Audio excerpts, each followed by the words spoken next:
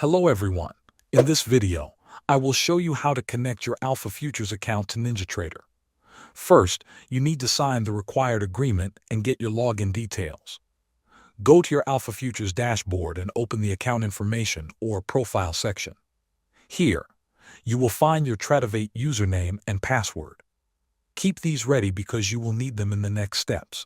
Now open your web browser and go to the Tradivate Web Trader login page. Enter the username and password exactly as shown in your dashboard.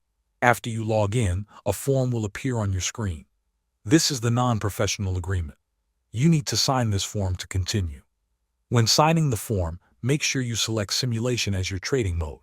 After you complete and submit the form, your real-time data will be activated. This data will later be used inside Ninjatrader. Next, open your Ninjatrader desktop platform. Once it is open, go to the top menu and click on Tools, then select Settings. Inside the General tab, find and enable the multi-provider setting. This allows Ninjatrader to connect with multiple data providers. After that, go to the Connections menu and click Configure.